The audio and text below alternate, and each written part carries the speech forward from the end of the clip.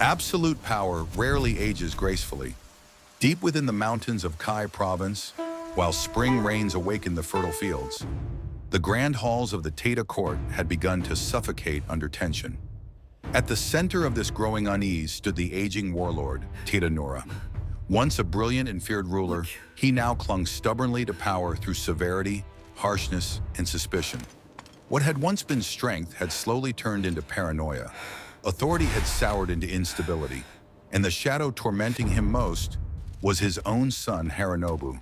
Young, intelligent, disciplined, and already a proven warrior, had earned the respect of generals and the admiration of peasants. But instead of pride, his father saw danger. Where others saw promise, Nora saw arrogance. Where others saw loyalty, he saw betrayal. Whispers spread through the court. Nora was considering disinheriting Haronobu and replacing him with his younger, more obedient brother. Veteran generals felt a chill.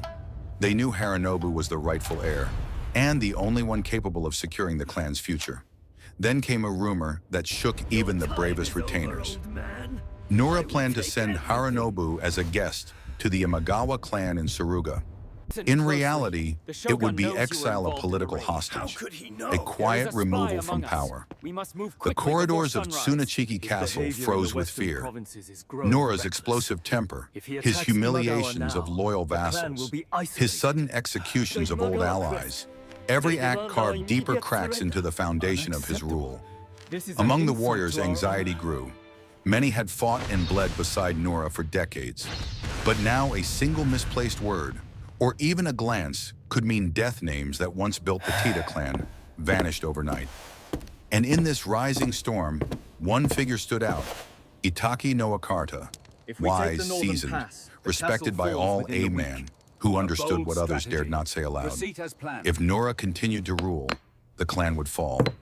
But in Haronobu, he saw the future. The conspiracy forming in the shadows was not driven by ambition, but survival. During ceremonial dinners and tea meetings, coded messages were exchanged. A nod, a silence, a perfectly timed pause. Loyalty to the clan no longer meant loyalty to its lord. The objective was clear: remove Nora without bloodshed.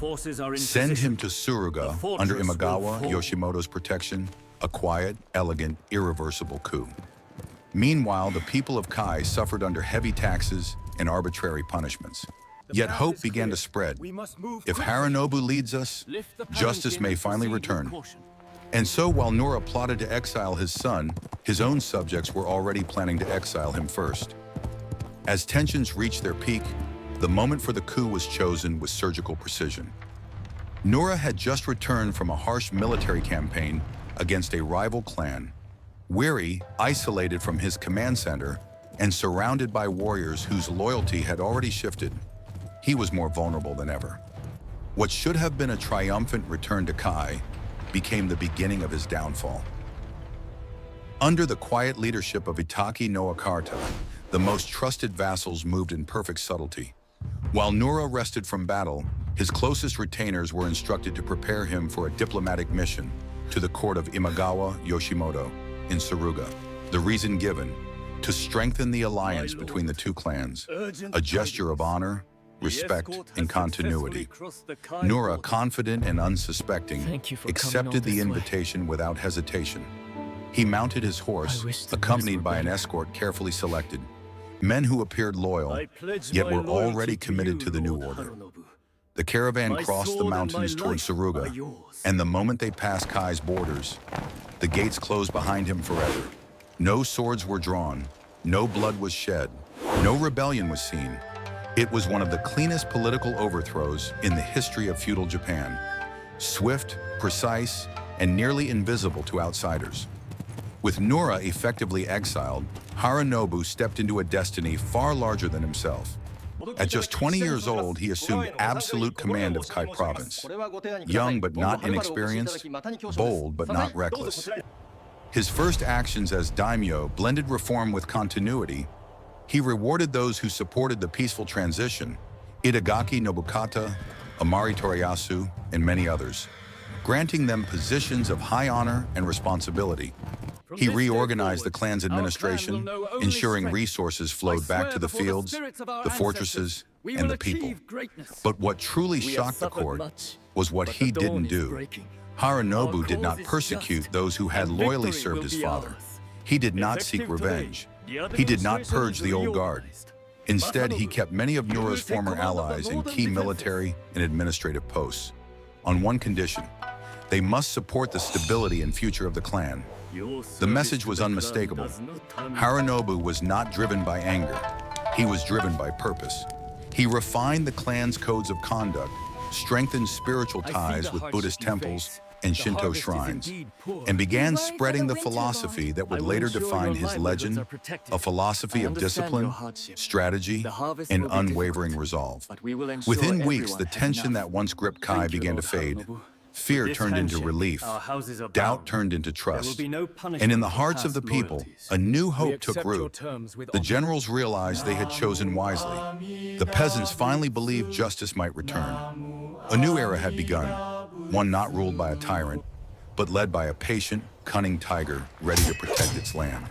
With the storm finally passing, Kai province began to breathe again. For the first time in years, its people saw a leader who listened, who understood the weight of responsibility, and who chose justice over fear. Haronobu traveled through villages and farmlands, speaking with peasants who had silently endured Nora's harsh taxes and collective punishments. He listened to their struggles. He restored their rights. And slowly, hope returned to the fields of Kai. Under his guidance, the Takeda clan began to transform. He restructured the economy, redirected resources toward infrastructure, strengthened defensive forts, and rebuilt the trust that Nora had shattered. Temples and shrines that once decayed under neglect were revitalized, restoring the spiritual backbone of the province. But above all, Haronobu understood the importance of unity. He brought his generals together, not through intimidation, but through purpose. Veteran warriors who once lived in fear now found themselves fighting for a leader they believed in. Day by day, Haronobu refined the art of leadership.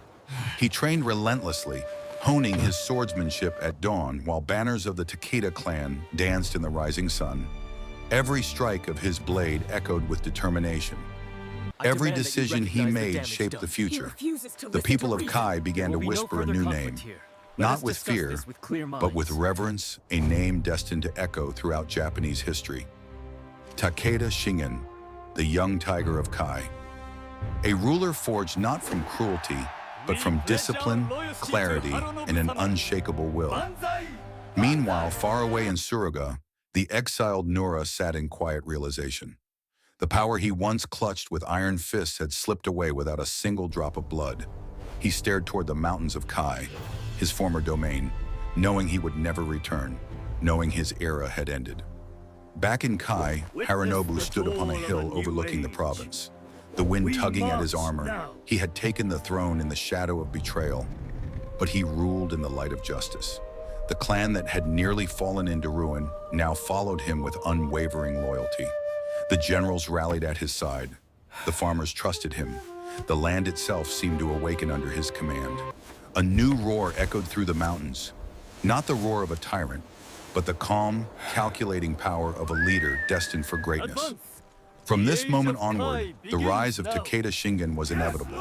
A legend had begun, a legacy was being written, and the world of feudal Japan would never be the same again.